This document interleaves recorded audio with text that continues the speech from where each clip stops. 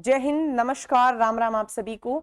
स्वागत है आप सभी का एक बार फिर से क्लियर विजन के इस ऑनलाइन प्लेटफॉर्म पर। मैं सुमन चौधरी आपके साथ जुड़ रही हूं। जो पटवार टेस्ट सीरीज चल रही है, यानी 85% के लिए 85 क्वेश्चन, 85 टेस्ट, उसमें से आपके लगभग 45 टेस्ट कंप्लीट हो चुके हैं। आई होप आपकी तैयारी बढ़िया चल रही होगी, आपको क्वेश्चन अच्छे मिल रहे होंगे। ठीक है, तो उन्हीं की व्याख्या लेकर के, जो कि हम सब, हमारी पूरी टीम आपके साथ रेगुलर जुड़ रही है।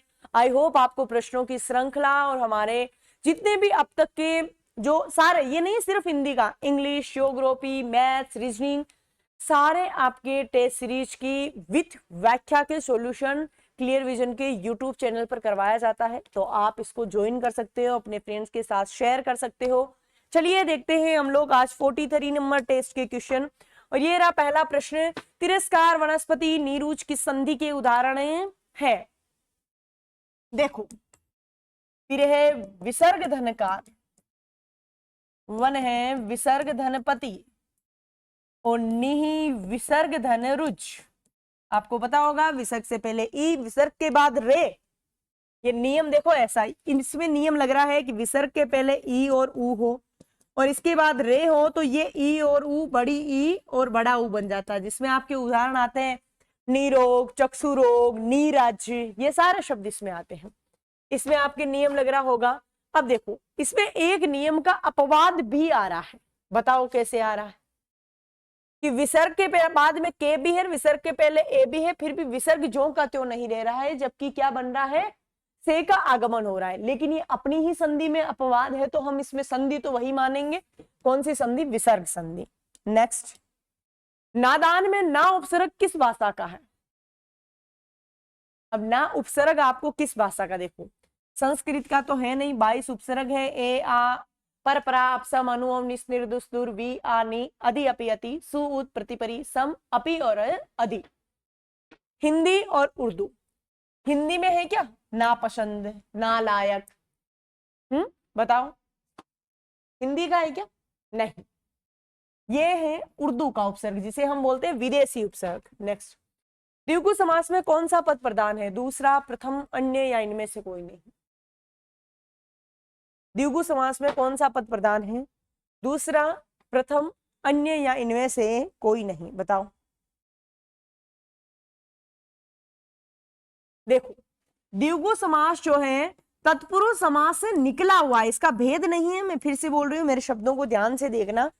तत्पुरुष समास का भेद नहीं है, लेकिन ये इससे निकला है। जैसे कि पाकिस्तान भारत से निकला हुआ देश है, लेकिन भारत का राज्य तो नहीं है ना।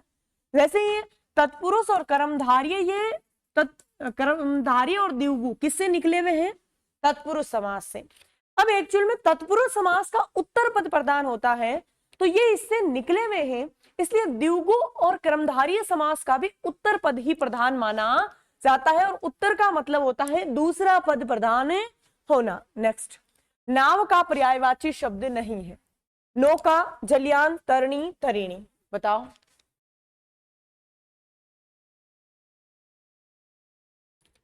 नौका, जलयान, तरणी और तरिणी, बताओ क्या होगा?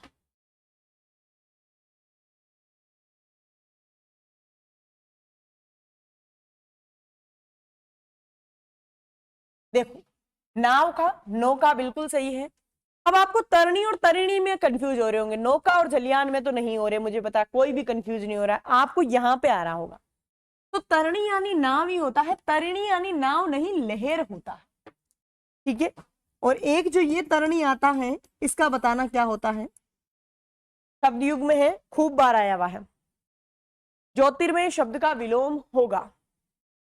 विलोम पूछा है। ज्योतिर्मय का मतलब होता है प्रकाशमान।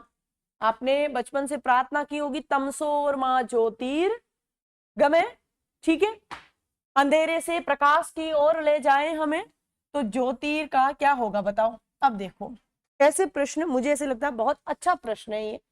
यहाँ पे एक्चुअल में मेरिट सिलेक्टिव प्रश्न इनको बोलते हैं। क्यों? अब यहाँ ऑप्शन में माइनर अंतर दे रखा है। अब आप सबको पता है कि इसका मतलब सब समझ पा रहे हो कि इसका होगा तो अंधेरा या अंधकार, लेकिन होगा क्या?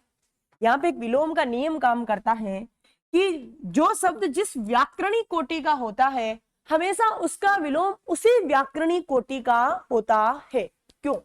देखो, अंधेरा कैसा शब्द है? तत्समय या तद्भव है? तद्भव। अंधेरा का विलोम होगा उजाला, ठीक है। अंधकार का होगा उज्जवल, तम का होगा ज्योति, ठीक है। ज्योतिर्मय पूछा है, इसका मतलब इसका विलोम तमोमय होगा। फिर इस शब्द में वर्तनी की अशुद्धि नहीं है। हनुमान गुणीगण, हनुमान योगीराज क्या होगा बताओ? अशुद्धि नहीं है पूछा है। और यहां अशुद्धि हलंत संबंधी, और सबसे जो ये समझते हैं कि हलंत संबंधी जो अशुद्धि है वो सबसे ज्यादा डेंजर होती है, क्योंकि हमें पता ही नहीं चलता कि बहुत माइनर सी अशुद्धि है। गुणीगण बिल्कुल सही है। योगीराज शब्द सही दे रखा है, गलत दे रखा है। गुणीगण गलत दे रखा है। क्यों गलत दे रखा है?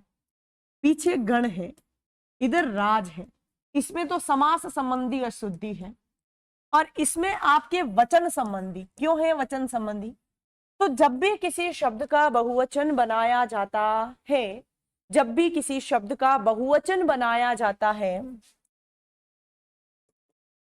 ठीक है, जब भी किसी शब्द का बहुवचन बनाया जाता है, तब याद रखो पीछे की मात्रा छोटी होती है।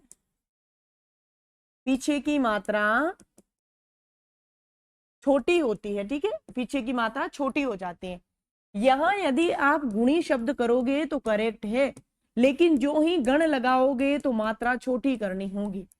योगी शब्द लिख रहे हो, करेक्ट है, जो ही योगी राज लिखोगे मात्रा छोटी करनी होगी। जैसे कि शब्द आ रहा है विद्यार्थी, अगर आप ऐसे कर रहे हो तो करेक्ट है, जो ही लिखोगे विद्यार्थी गण, जो ही शब्द ऐसे करना होगा। वर्तनी की अशुद्धि नहीं है तो हनुमान में नहीं है, बाकी तीनों ही अशुद्ध है। अशुद्ध वाक्य, आगामी घटनाओं को कौन जान सकता है? कौन आया है? तो इसका मतलब प्रश्नवाचक। सेना ने कुख्यात आतंकवादी मार गिराया, तुलसी ने मानस की रचना की है, और मुझे कल जयपुर जाना है। अब यहाँ पे आपको सीधा सीधा ही दिखाई दे रहा होगा कौन है, तो पीछे क्वेश्चन मार्क लगेगा। नेक्स्ट, शरण पाने का इच्छुक कहलाता है शरणागत, शरणार्थी, शैव और सेसव। देखो, सेव का मतलब है शिव से संबंधित। सेव संप्रदाय, आपने अलवार और नायनार देखा है। सेव और वैष्णव सुना होगा। वैष्णव यानी विष्णु को मानने वाले, सेव यानी शिव को मानने वाले। शरणार्थी, शरण के लिए अर्थी। शरणागत, शरण को आया हुआ। शेषव, बचपन की अवस्था, ठीक है, आप सबको पता है। यहाँ पे आपको शरण पाने का इच्छुक है। देखो, शरणागत तो है शरण को आया हुआ,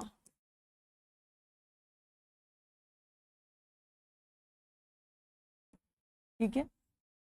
शरणार्थी जो शरण में रह रहा है। यहाँ पे अर्थी का मतलब है चाह रखने वाला, इसलिए यहाँ पे करेक्ट आंसर होगा शरणार्थी।